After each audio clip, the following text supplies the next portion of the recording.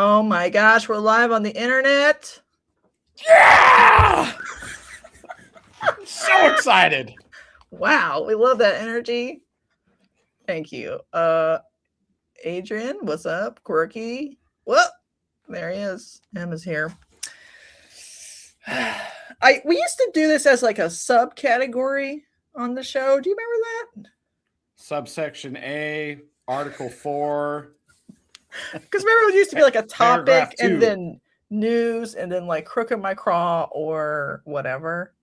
Oh, yeah, I remember those days. That was like when you had format and shit. That was when we were actually good. I was like, what? Wait. How long have you been podcasting for now? 4 years. Yeah.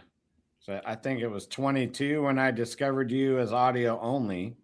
No, I think it's 21 when you discovered. 21. Oh, yeah, it might have been. Yeah. Because I was still in Washington. Yeah. That was before the move. Yeah, you could hear Pookie's toenails on the hardwood floor in all the audio episodes. Yeah. Whoopsie. Good time. That was during one of the cycles where there wasn't enough podcasts. So I was out there covering the universe on every platform and discovered Holdback Rack on audio. Thank you for your service. Yeah. It's funny how the cycles, like with the market and the cycles with the podcast, like, you know, they're up and they're down. They're up and they're down. Oh my God. If I hear someone say that about the market one more time, I'm going to lose it.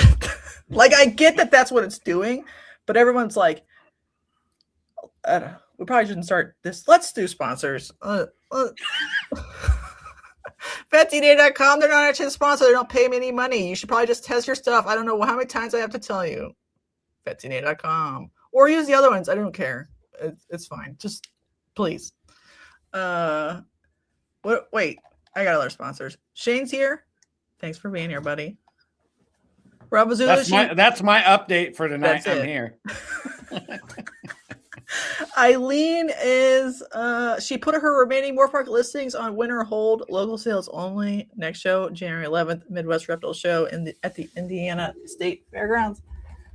And then she'll be on for this book review. I already got it in the mail, The Boas of the West Indies.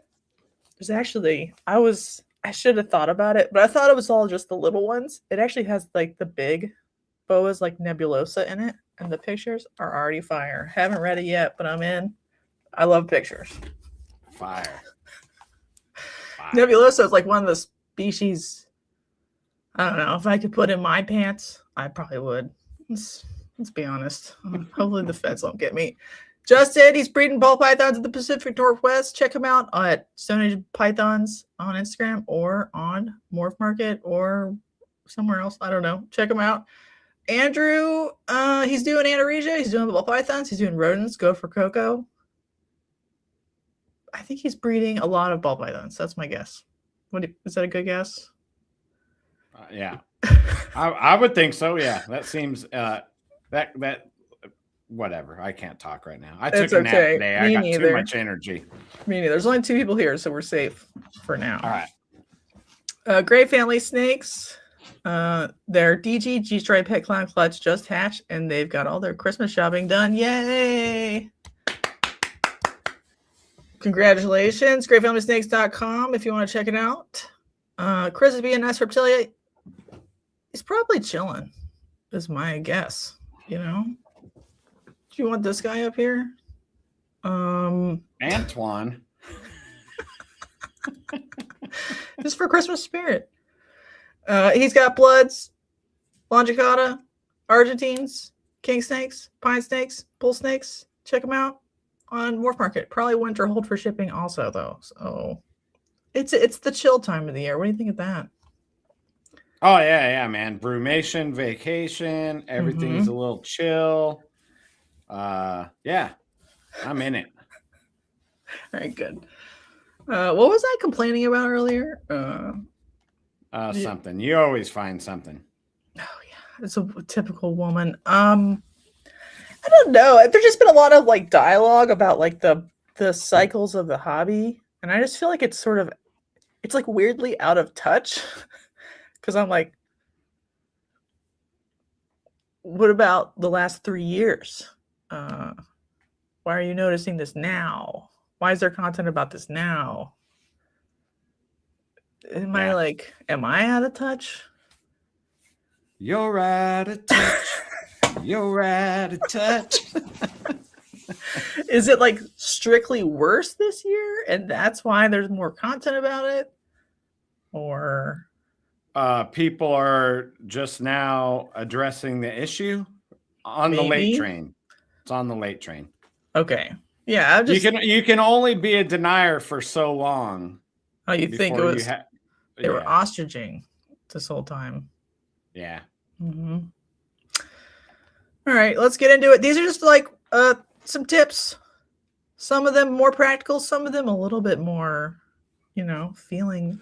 It's all of our feelings. None of our feelings are valuable, by the way. I always like to put that warning in there because, it's just people on the internet talking. All right, my first tip, saying no is just as important as saying yes. Wasn't there a whole movement about this? The Me Too movement or something? Sure, but this isn't really about that. It's about opportunity costs. Because people will be just like, if you don't say yes to every possible thing, you'll never know what you missed out on. And then and I'm just like, you got to be efficient with your time. Like, what are you losing by doing X opportunity or buying X snake? If you buy X snake, the money doesn't exist to buy this other snake or lizard or whatever. So figuring out when to say no is actually the stronger skill than when to say yes. Like, that's what I want, because there's lots of opportunities. It's the ones you're like, dodge that bullet to me are more important. What about that? Yeah, and I agree with you. And I would like to add that also includes free snakes or snakes that are just like a killer deal. If it doesn't line up with what you're doing, you're just spinning your wheels and it's a deficit because you're feeding and caring for it. And I say this because I help people from time to time, like go over their collections and the list, like, hey, I want to slim down. What should I get rid of? And I'm like, I ask questions like, why do you have this, this, and this? They don't go with anything else. And it's always, it was free or it was a deal too good to pass up. Literally doesn't fit anything they're doing though. Maybe those should have been no's from the get-go. Yeah. Right. And I think this extends all the way. Like, you spend a lot of time doing something and it maybe doesn't really result in sales. Like, you could spend 15 hours prepping for a show, 8 hours driving to a show, 30 hours actively either setting up and vending the show, and you profited $200. Like, well, there could be intangible benefits besides the monetary, but like, people forget the opportunity cost of all that lost time. Yeah. Yeah, you could have been marketing yourself online. Mm-hmm. You could have been eating taco soup and watching a movie with your family. Right. That's good. Yeah. Isn't that good? Yeah. I just did that last night. It was great. Yeah. I watched the new Running Man last night. Did you watch it yet? No, I haven't. I'm kind of like an Arnold loyalist, so if he's not in it. He's on the currency as like a reference. So is he? Yeah. They like got his permission to use his face. Yeah, you know what? When I get all bent out of shape and get on like a rampage about something, like it's Arnold's voice playing in my head. If not now, then when? If not you, then who? And like I start and I'm like, yeah, that's right. It's got to be me and it's got to be now. It caused a little marital strife because Chris, I don't think, liked it, but I liked it because it was more like the book. So I won't spoil it, but it's a little more like fuck the man, and I like that. What about that? Like even more. What about that? I mean, I'll try it out. Quirky says, I remember when it was slowing down, the big ball python beaters were like it's only slowing down for a year, maybe, and it's been 3 years. Ball python beaters. That's just funny. I know it was a typo. I think these ball python breeders might be talking about it now because it's been so long and it hasn't fixed itself yet. Do you have any thoughts about that? Yeah, that kind of ties into what I was saying earlier. You can only kind of like deny, extend and pretend. Yeah.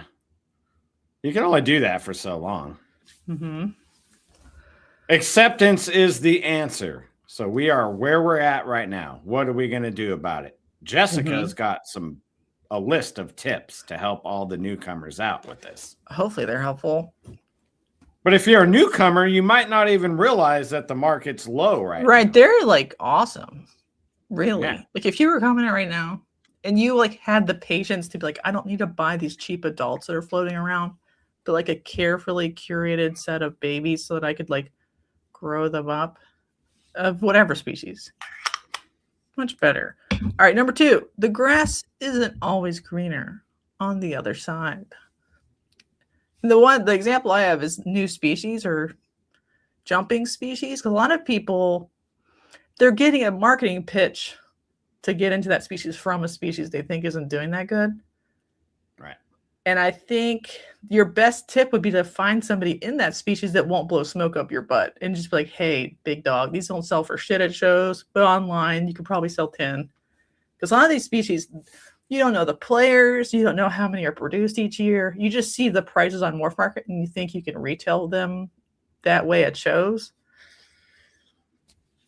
Yeah, no. a lot of the other species, they're their own little specific community, and they have their own little pecking order. And newsflash, saying that you're like an experienced ball python breeder sometimes is a deficit towards you. You might not even want to mention it, Right. And so I think I am a big proponent of people having multi-species collection. You have multi-species and have had it for a long time. I think it's good.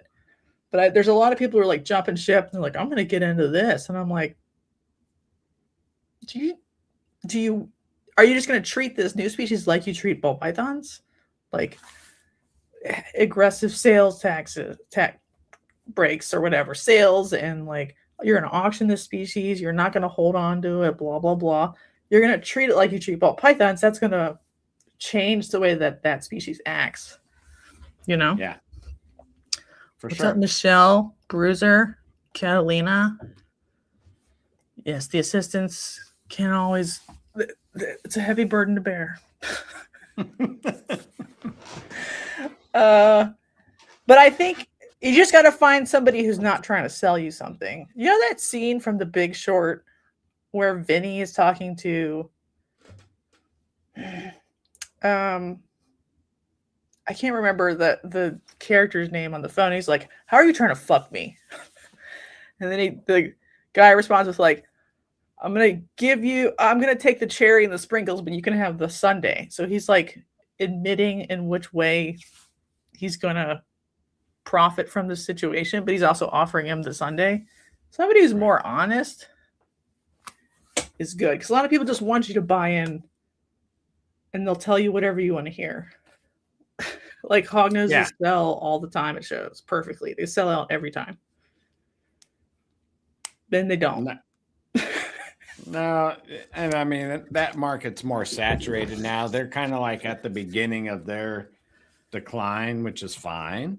I mean, not like it's a decline overall, but it's slowing for them, and there's more people in, and blah blah blah blah blah. Right. Blah. You just want someone who will tell you that when you go to buy. Like, hey, like, I don't know. Did you see the hognose stonk report from last quarter? Yes. Yeah. It's okay though. So, well, I'm not gonna. I might be stepping on your toes for later things, so I'm gonna shut up for now. And yeah. Well, we can jump around. Well, I mean, if you're in hognose or ball pythons or whatever it is you're working, because you like the species and you're in projects that you like looking at, yeah, a price drop does suck.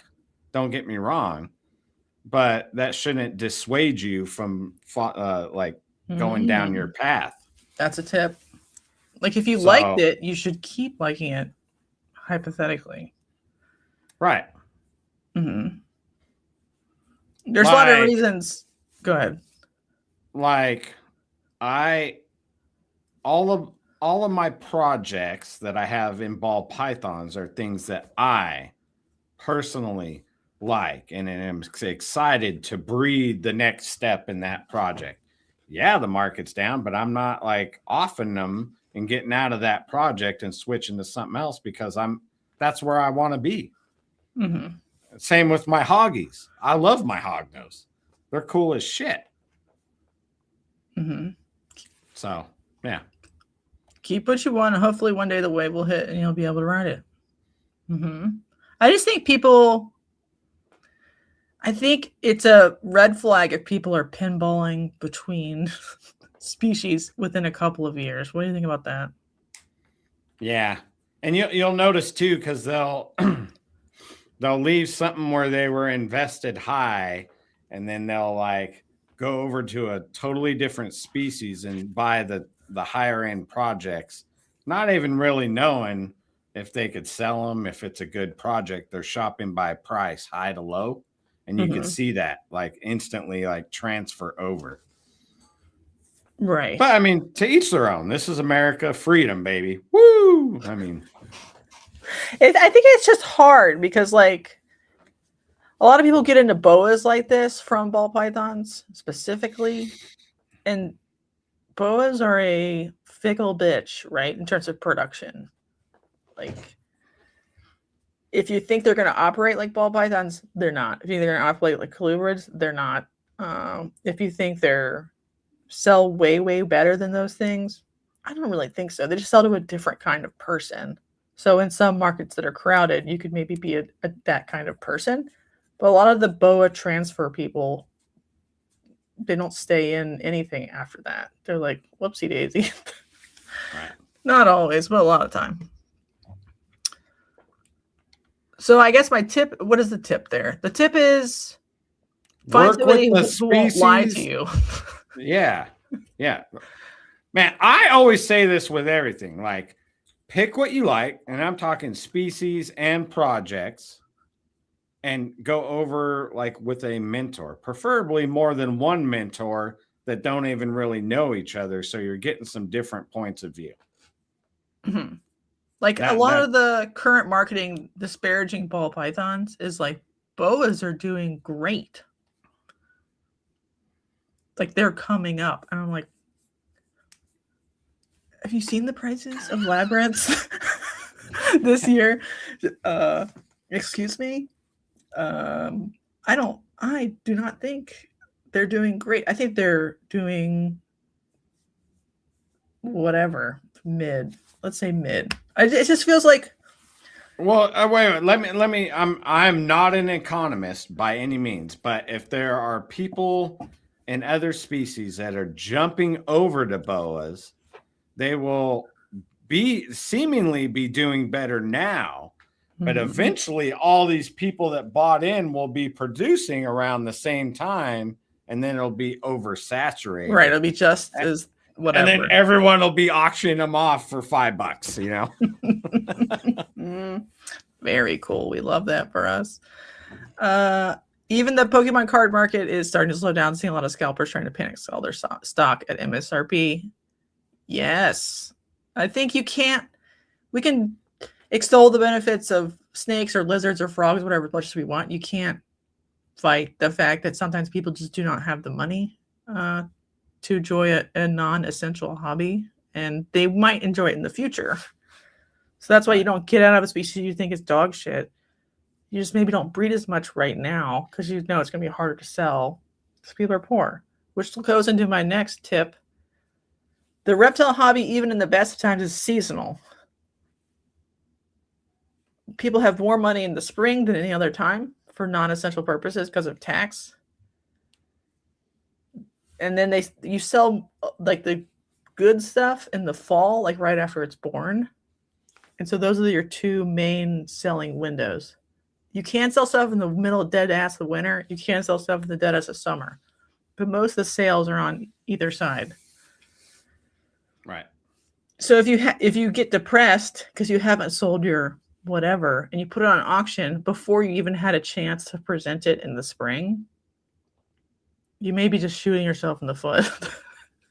You know what I mean? Because like maybe they would have put it on payment plan, a $3,000 snake, if you just waited until February when they got their tax return. Right. But instead you put it on auction, it got $200. Which leads into one of my subcategories. Whatever you're breeding, you should be prepared to hold on to it for a little while. Right. Like if you only got enough space to feed it 3 mills and you got to move it along because you got more incoming that are hatching, you need some more infrastructure or something, or you're breeding too much, whichever way you want to go with that. But I mean, snakes don't just fly off the shelf anymore. So that's my 2 cents. Right. And I've alluded to this, but the old From the Ground Up with Justin on it. You remember that one? Where Justin tells him he, in that market, which is 2018, he doesn't expect to sell things in the fall at all. Right. Because his clientele, which is smaller breeders, has to sell some stuff at shows, scrape together their pennies, put it with their tax return, and then they can buy a snake from him. So not having the capacity to hold an expensive snake, at least until tax season is done, doesn't make any sense. Really. Right. Yeah, I'm gonna throw a jab right now. I see people list stuff and maybe it's there for a day or a week and then it's over to auction right away. I mean, I think you should give it a couple months. I mean, I don't know. That's my 2 cents. I mean, it is America, freedom and everything, but yeah. Giving it a day or a week at retail isn't really giving it enough time, in my opinion. Right. I think people, if something's really expensive, don't you like want to think about it for a while? Yeah. Or even just kind of expensive. You're like, oh, I looked at all this variety. I looked at it for a couple months, and I think that one is a good one for me. Maybe I'll see if I'll shoot them an offer. Right. Right? Isn't that normal? Yeah. I mean, unless it's like literally perfect and you have the money burning a hole in your pocket and you like the vendor, sometimes you have to just like stew on it and be like, that one's pretty good. So I think that's my pickup for the year. Yeah. I think we all forgot about that, that part. That's a good tip. It's okay to have infrastructure and sit on stuff. And then if you feel like you've overbred, I guess you have to auction it, but like figure it out for the next year. Yeah. You know? Sometimes not breeding makes you a better breeder than breeding. Which is kind of related, but I don't know if I agree with that one, Jessica. Okay. Well, what I'm not saying is like don't breed nothing, but there's specific situations where, like, let's say a female ball python is part of a combo that you want to make, but the male is not ready when she is ready because you maybe produced it and it's a little undersized. You could either pair her to a suboptimal male and just get something, or you could wait. She won't develop follicles most of the time by herself without like a bunch of attention, or she'll reabsorb, and then you breed her. Have you ever noticed this in ball pythons? Like if they reabsorb, they can do it again in 6 months. They don't wait a year. Right. Yes. Wait for their preferred male, because she might take 2 years off, is what I'm saying. Right. So it's not just about like taking breaks and whatever, and that's part of it. But like if people are a little bit more strategic, because most females A lot of them will breed year to year, back to back, but not all of them. So if she's really important, save her for the male that you really want her for. Yeah, I agree with that statement. Which part do you not agree with? Well, when it was a blanket statement, I was like, I was. Well, that's why it was like, sometimes. All right. Sometimes. All right. Dang, I just got manhandled by Jessica.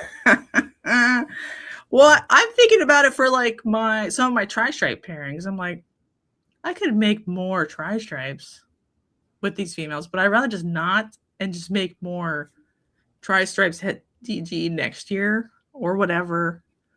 Because I have a baby that's from 25 that would breed them next year or maybe next summer. I just wait. It just seems more fun. You know? That's all. Yeah, I'll agree with that. About this one.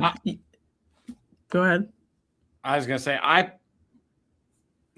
90-something% of my pairings, I have a holdback in mind. I don't always hit it, so I don't always have something to hold back, but I'm aiming for something with my pairings for me. So that dictates my breeding. So back to what you were saying, like if the male I had in mind for that female isn't ready and there's not an equivalent that can get me a similar result, then she'll just wait. I think some people are like, well, she's at 10. Better just try her out on whatever dog that comes in off the street. Let's just try that. And I'm just like, well, it doesn't necessarily help you to have 8 babies that are like way suboptimal what you were going for. If you have a very equivalent male, sure. Because like if you're doing some kind of puzzle combo and you have just like your fluffer male and that would be good enough, that's fine. But some stuff you don't necessarily have like the right backup at that moment. It's just like it's kind of a strictly worse backup. I'd rather just wait and breed it when the male feels like breeding or whatever.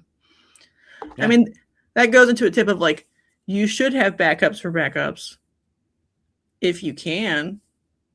But that's like a best case scenario world where like you have like a perfect roster of like increasingly better fluffers to like mainline males to like your best one that's kind of young. It doesn't always happen. Like you can say you want to do that, but it doesn't. Don't always have the money to buy 17 males in the same project. But fortunately, I've made enough this time. Like I have like 4th and 5th string now. Aurora. Hi, Aurora. Yeah, well, it helps that you're really focused. Yeah. Which is a tip. Pro tip. You can't compete with people that have longer money or breeding their own food. I guess more money. That is right. It's easier to craft a margin out of a $50 snake when you breed your own food. Let's put it that way. Yeah. Your customer is not you. And by that, I mean, like, they may need things from you that you didn't need from sellers that sold to you. And they may value things that you do not value and vice versa. Is that too vague? No, but I get it. Like I provide a lot of customer care usually, but I don't require that. Right. I think people think of how easy it was for them to buy 50 snakes. And then they're like, I imagine it'd be that easy to sell 50 snakes. Like, because they know of themselves as a buyer, like, here's my FedEx ship center and here's my money. Right. And that's an easy transaction on their side. They think that person's always dealing with that, but like it's rarely as easy to sell on the other side, especially nowadays. Typically, different people need different amounts of hand holding in different ways. Yeah. So a lot of people, like in other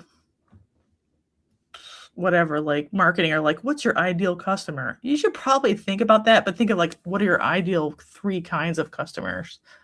Like you have a frou-frou female hog-nosed buyer who wants one pet but wants it to be expensive. You have a whatever high-end ball python baby breeder who only wants to buy snakes that are more than $2,000 and they want a certain kind of treatment.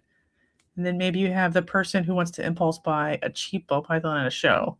All those people are different kinds of people and would need different things. Yeah. Yeah, they do. I'm learning the female customer side more. You know, there's more chatting back and forth. And do you think that's what makes them comfortable? Yeah. Yeah. That's fine. I think customer acquisition costs are more than people think that they are in this hobby.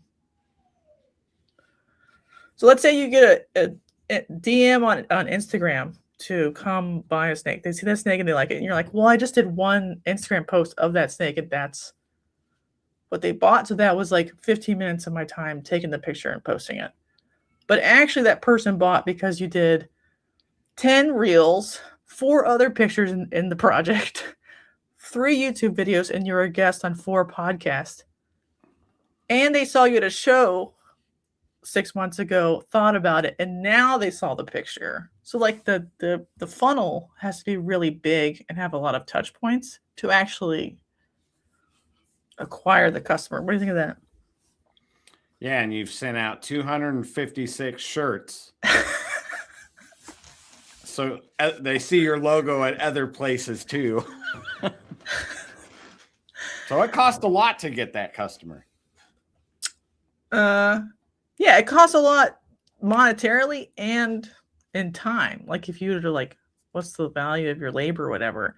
And I think people are like, well, I went to a show and I sold some stuff. But I'm like, well, besides like the time there, how much time was going into it? How much time was like figuring out your marketing? The customer acquisition cost is actually much bigger than we think it is for like $50 snakes or something. There's actually a lot going on. Like I'm pretty sure I have 1,500 posts to Instagram or something. Yeah, I have a lot. I don't even know now, but I remember when it hit 1,000, and that was a long time ago.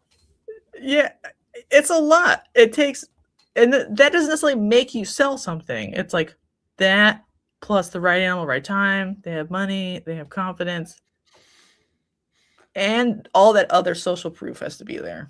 So if you're new, I'd start taking pictures now, I guess. Redoing your whole show setup in a color that's different, so you look different at the show and stand out. You know, all that. It has to be absorbed somewhere. Right.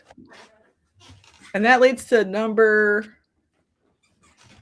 8. And I realize I said 6 or 7, but whatever. Okay. The mechanics of selling snakes is more expensive than you think. Because I think a new breeder is like, I got $20,000. I'm going to buy mostly snakes, some racks or enclosures, and some food. And that's my expenses. But when I go look in my like shipping closet, I swear it's $1,000 worth of like deli cups, bags, crinkle paper, stickers, little marketing things. It's Face like packs, heat packs, cold packs, different size snake bags.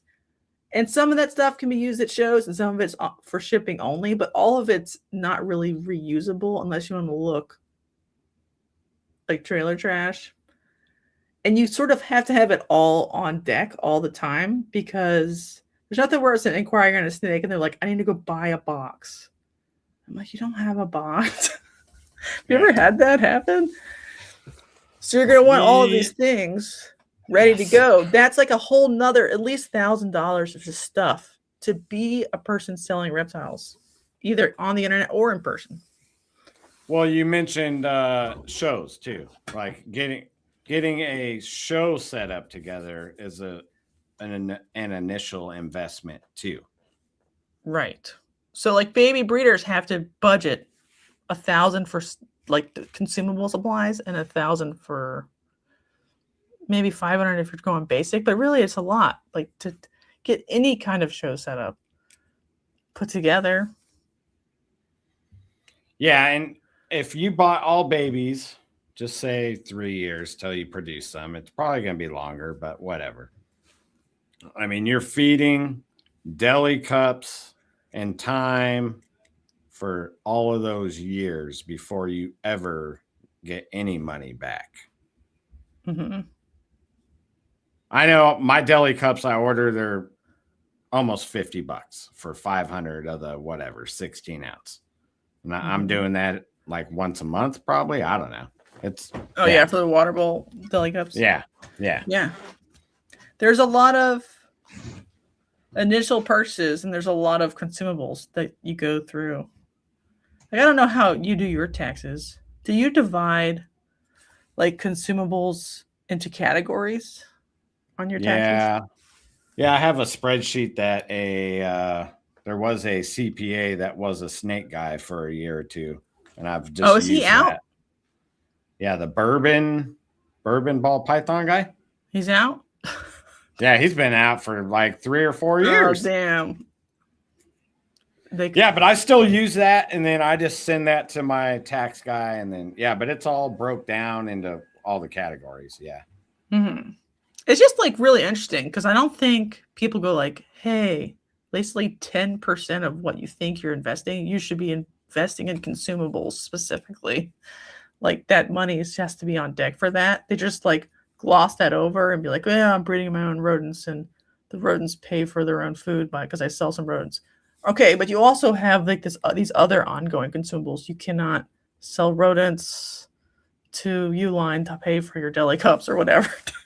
Right. It takes cash money. What's up? Rock on.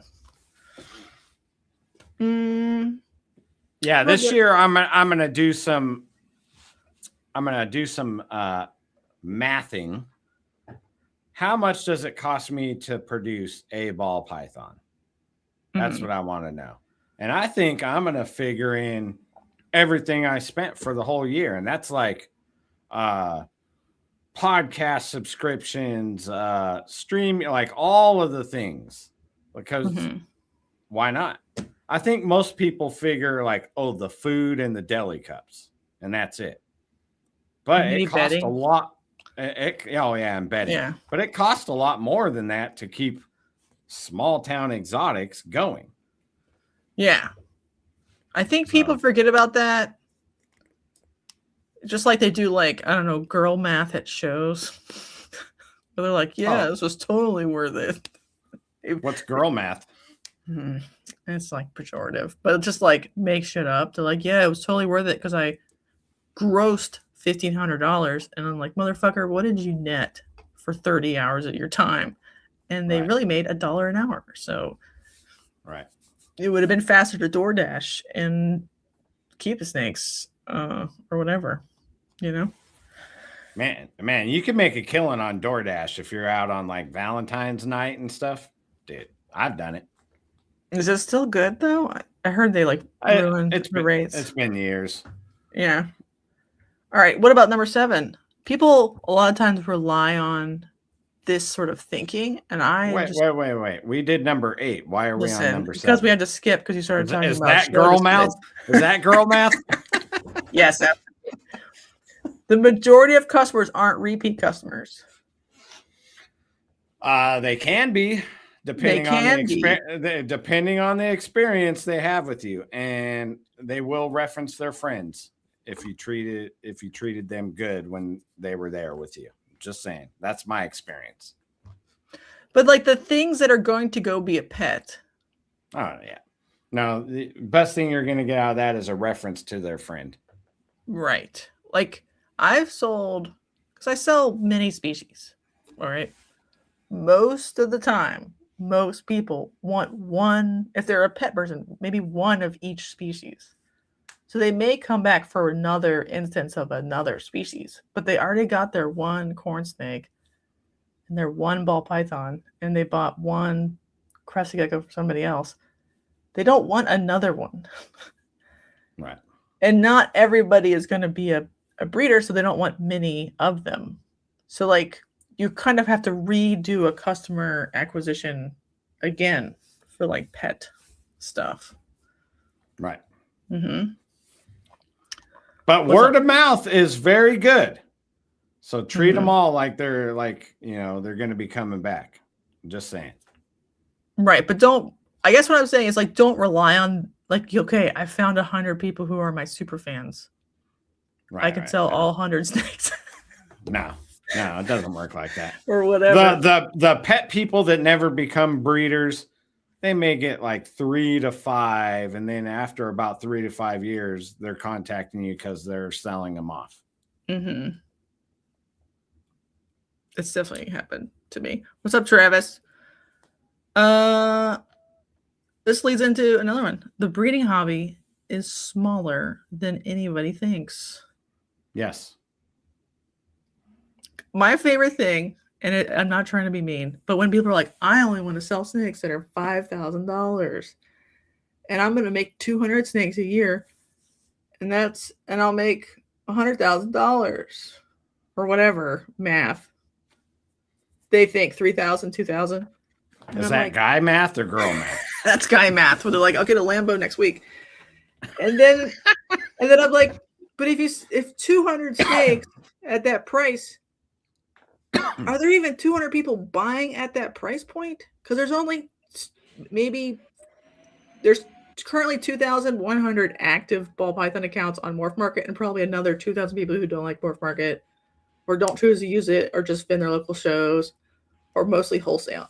So we got like 4,000 people who could maybe want to buy something. Are you going to capture all those people?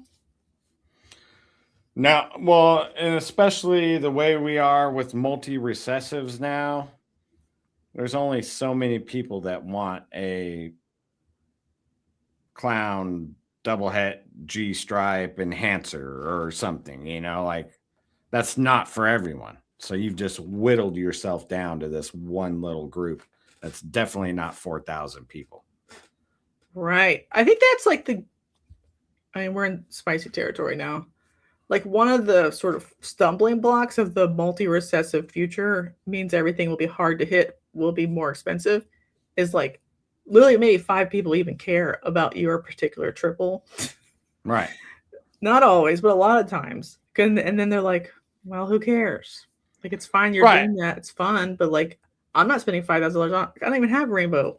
It's cool. Right. Well, I was just going to give an example. If someone hits like a DG Exanthic pied or something, yeah, that might have a high value, but that is literally useless to me. Like, I would never buy it because it doesn't meet anything that I need, Right. And I just think there was a time where everyone seemed like an investor. And so like many people were buying many really expensive snakes, but the amount of people who want to buy investor snakes has gone down. And there are still some, but are you going to be the one to make $200, $5,000 snakes and that's your whole business model? And you can like reliably predict into the future which ones will stay expensive over time? Right. No, yeah. probably can't do that. Let's put it that way. That goes back into whatever that number was. Work what you like and what you're excited to see moving forward. Because you might have to sell it for like pet prices, honestly. Yeah, you might have to sell a clown that's for all these other cool things that works for you, but you don't particularly need it. You might have to sell it as a pet clown to somebody. Yes. Yeah. I think people, I don't know. I don't think they realize how thin the buyer pool is for lots of these particular combos, it's better just to like shuffle it off at a show as just a clown. I've done it. I'm guilty. Me too. Because it's what else are you gonna do with it? Keep Shots it fired. Shots fired. Quirky's getting live. All right. Quirky says this is exactly the model these big ball python breeders were selling to people. You're going to be able to buy 3 houses selling $5,000 ball pythons all the time. Yeah, I feel like going into the pandemic, though, do you remember shit used to just be more expensive in 2019 for some stuff?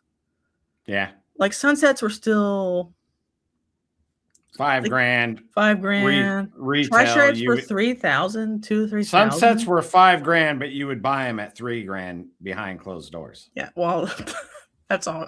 Also, maybe that's a pro tip. Just so everybody knows, there's 2 prices. There's retail and there's the reach around buddy price. Depending on how nice you are when you offer, you could get something. Unless it's a holdback and they're like, fuck you, this is my holdback price. But a lot of times there's 2 prices for the expensive things because people are just as happy to get 3,000 as 5,000 because they're just like, somebody wants to give me money. Sweet. Right. Right. There can still be expensive snakes in the current world we live in, but that doesn't mean we have enough buyers for lots of snakes to be expensive. Just special ones.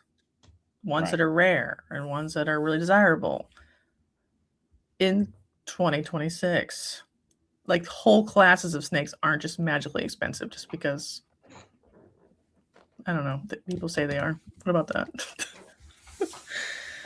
Yeah, that goes back to you got to be prepared to hold on stuff for a while. Right. Do you think like the paper hands is more responsible for the price drops or people getting out and like just dumping collections? I need a term definition. What does paper hands mean? Well, diamond hands means you don't ever sell. You don't ever let it go.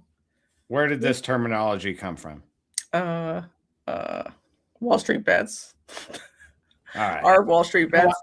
All right. No wonder I never heard of it. All right. So diamond hands, you'll hold on forever. Paper hands, you're just like the second you're like, oh, it's not worth anything. You'll instantly sell it for 30 cents because you're like, you're scared it's going to get even cheaper in the 2 months. It's both. It might take to find a buyer.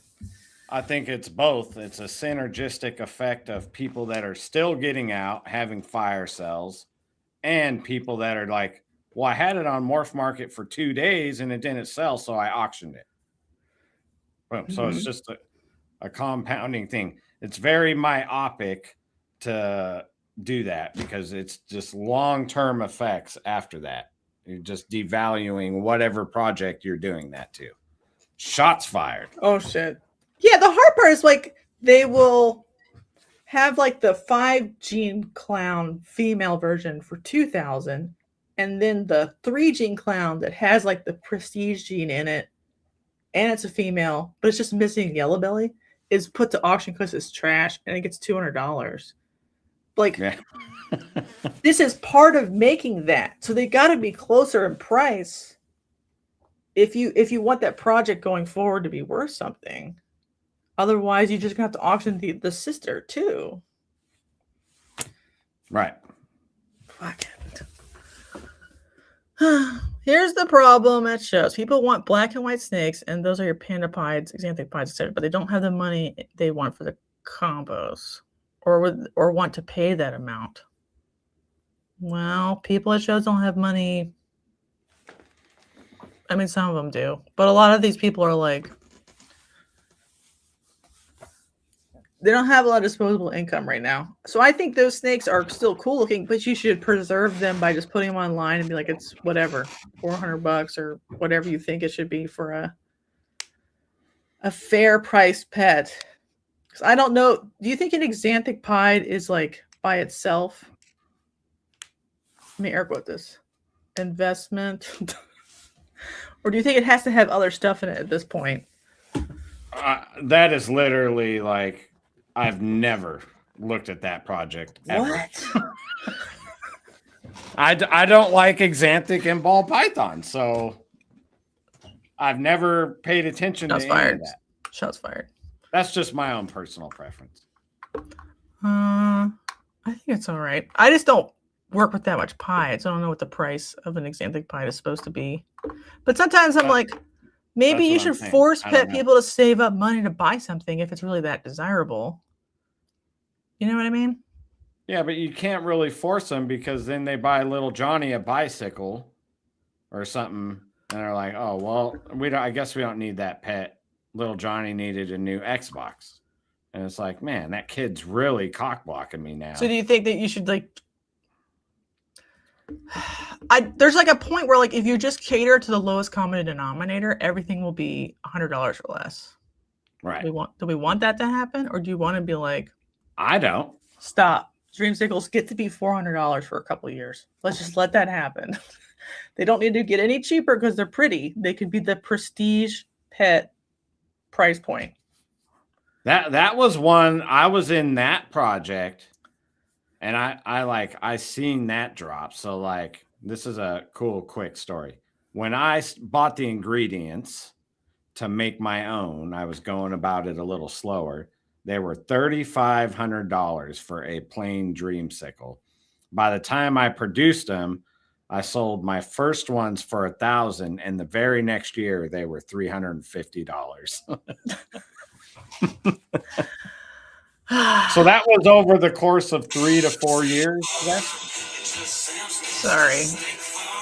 All right, riff for a second. I have to. Okay, it's gone. I don't know where my phone went. My phone number went on the internet, but I've gotten like the most spam calls possible in the last week. How about you?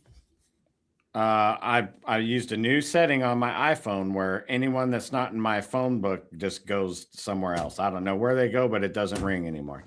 It never? It only rings if the people are what saved if somebody in my phone actually needs to talk to you? They can leave a message. Oh, okay. That's probably a good idea. Yeah. So what's up, girl next door? But like, if you look at the stock for Dreamsicle, it's kind of stabilized out around $400. Wouldn't that be fine? Yeah, that's fine. I'm just using that as my experience of how a project eventually levels out. And like the counter that ad is, well, yeah, you should have been adding jeans and making it blah, blah, blah. Yes, I know all that for the people that are going to point that out somewhere in a comment somewhere. Yes, I know all that. But just a dreamsicle, that was the fall I seen in my lifetime working the project. Should I bring it up or is it too weird? You can bring whatever up. All right, good. This like year has been very weird for Morph Market ball pythons. Is it weird that some large players have deleted all of their ball pythons from Morph Market and also not used rads and also not, I don't know where their snakes went. Where did their snakes go? Japan. That's just my guess. You think all of them went to Japan? Or Malaysia or Taiwan or? What if there is a hustle where you list it high here in America and then you sell it overseas using your listing price here? Therefore, it's giving the illusion that the price is that here, but really that's just their price point to sell it overseas. And give them the discount. Yeah. Yeah, I believe it. I don't know. I just got distracted, but I want you to look at this part. Look how flat this is. What's that graph for? Ball pythons in the U.S. and Canada every day on Morph Market specifically. The total amount? Yes. Okay. Look how like steep the delta is. So they're so flat. So that high point off to the left was at the 40,000 mark or whatever that we were at? Yes. And then what's the time scale for that drop? Because it's way too small for me to see. So this is January. Oh. July, January. Oh, July. So over 6 months, it dropped like that. Yeah, it usually halves by July. That's why I tell people don't dump your shit on auction. if you're gonna dump it on auction, dump it during the spring selling season, because that's when people will actually compete over your snake. Right. Of all species, by the way, every species does this. Most of them don't sell any other time but the spring. What were we looking up? I forget. Dreamsicle. Oh yeah, I'm sure you have the numbers. I have so many graphs.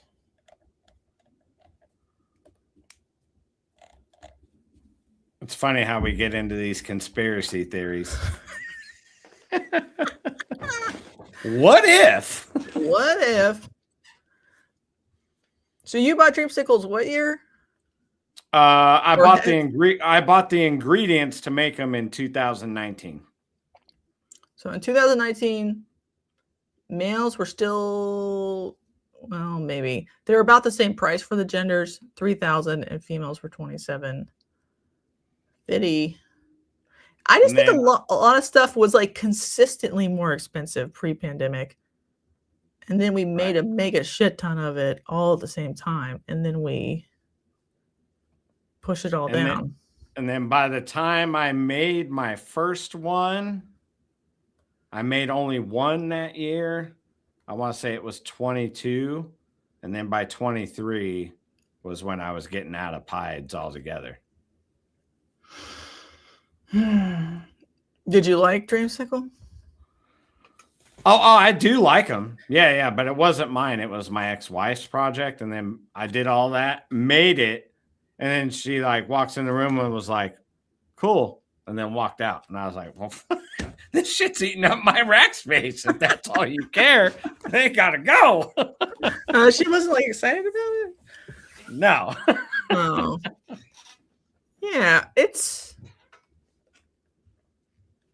just things are different now than they were in the past. So maybe here's a tip. You can't predict the future. So things will also be different in the future. Yes. But people will make decisions based on like, I don't know, guesses or advice or maybe their prior experience. Sometimes I'm like, have you seen any evidence that people have predicted the current bear market? No. Like people knew it would cycle down and be more chill, but did they know it was going to be like this? Exactly. You should highlight Quirky's last comment. That is part of the reason. Quirky says that is why she's his ex. Exactly. I spent years crafting that snake. Right. It's no. One of my talking points was like, no one, absolutely no one, can predict the future reliably. So don't buy into the BS. Go back to what I said before that. Get what you like. Talk it over with a mentor if you don't have any experience, but get what you like, and have your own goals. $3,000 snake or more because they expect a return. I find when people are getting like $2,000 to $5,000 snakes, it's usually money motivated, which there's nothing wrong with that. But I mean, you can't predict where that'll be at in 3 to 5 years. Right. It can be money motivated, but it probably should be money you can burn, basically. Yeah. It's okay to have the money motivation. I'm not knocking that at all. But you should like it. You should like it though. Right. If you're buying it and you don't like it, you're gonna have a hard time because you're gonna be like, fuck this in a year. You're not even gonna breed it one time. Jason says, very, very astute take. Never good when she's not impressed by your snake. That's correct.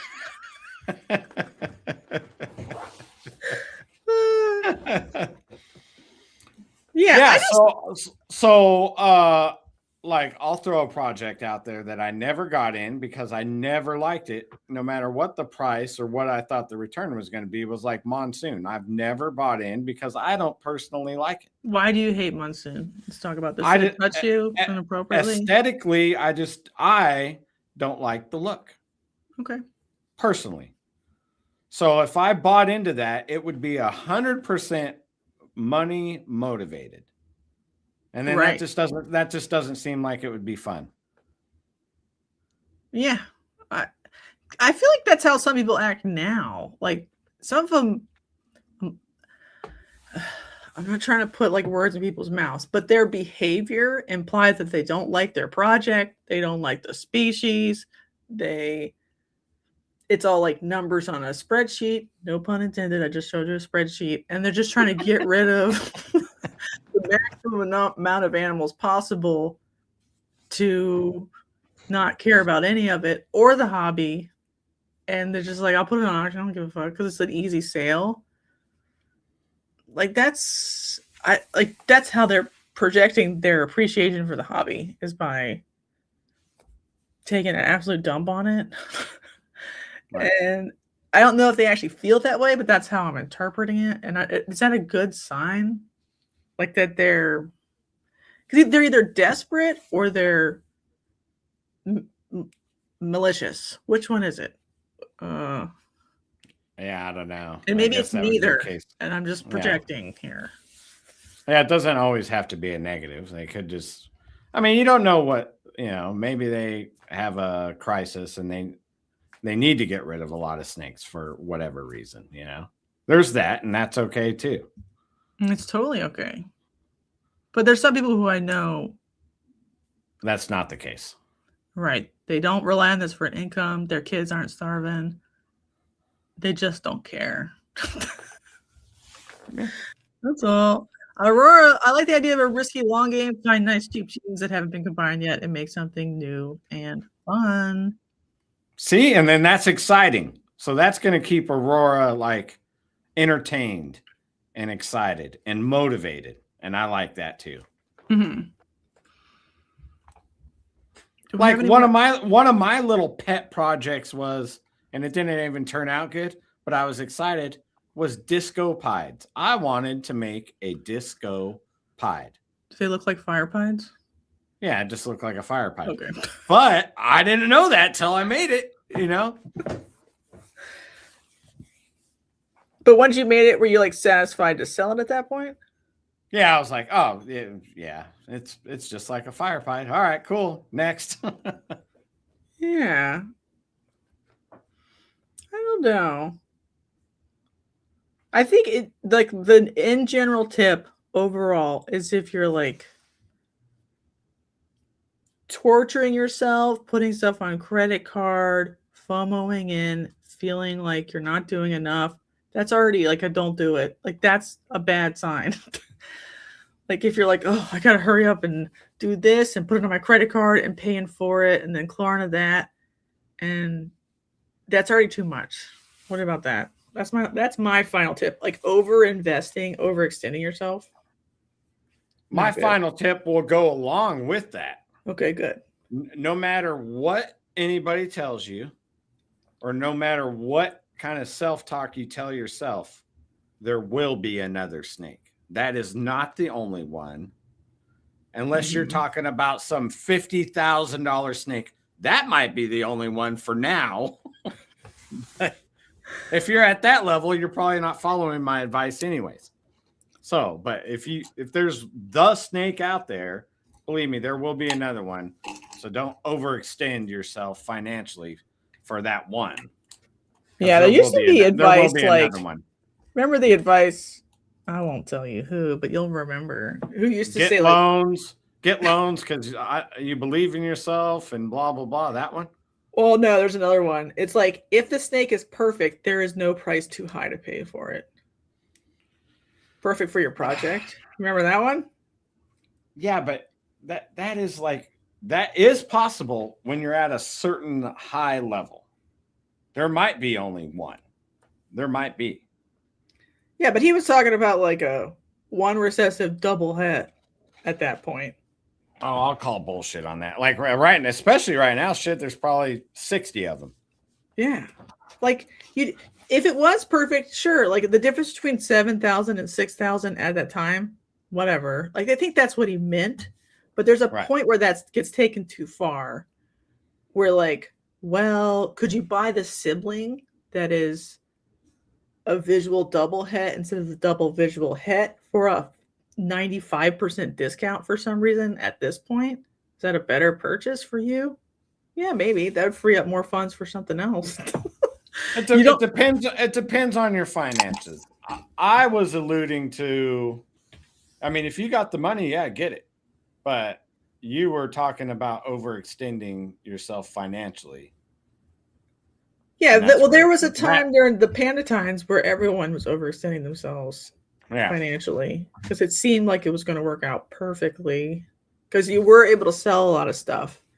And there was a lot of hype and enthusiasm.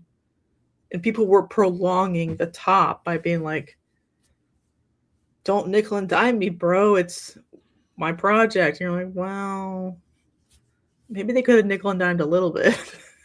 Right.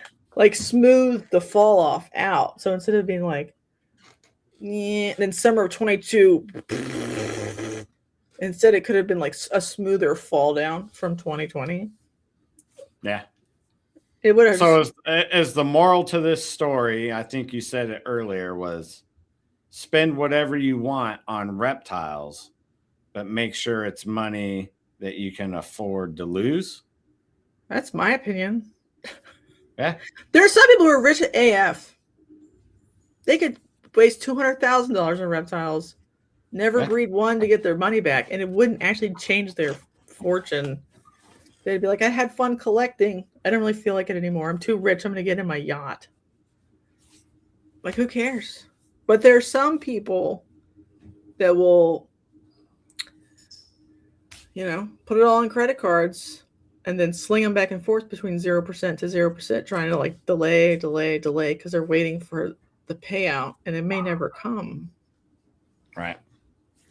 If I was really rich, I would have like an ultra classic restored Vespa. Screw the yacht. Instead of $250,000 worth of snakes? No, I'm just saying instead of going to jump on. Yeah, I would just like go jump on my badass Vespa. Jason says, I think we're going to see the swing back to selective breeding now that the more stacking regardless of looks is getting long in the tooth. Maybe. We'll see. I don't know if ball pythons have the attention span for selective breeding. It would have to be beaten into them. What do you think about that? Like it could happen, but it has to be like they have to be bludgeoned over the head with the fact that like this is what they need to do now. Because they have to learn it. And then Purple Church says, good advice, Shane. Was I'm the perfect male boa and someone beat me to it, but there will always be another one next season. It'll probably be slightly cheaper as well. Correct. Yeah. That's why I go with like a bad person at selling because everyone's like, I need to hurry up and buy something. I'm like, do you? From me? I don't think so. I'll probably have 10 more next year. So buy when you're ready and you're comfortable and you're happy and you have the money for it. Which makes me terrible at selling things because there's zero sense of urgency.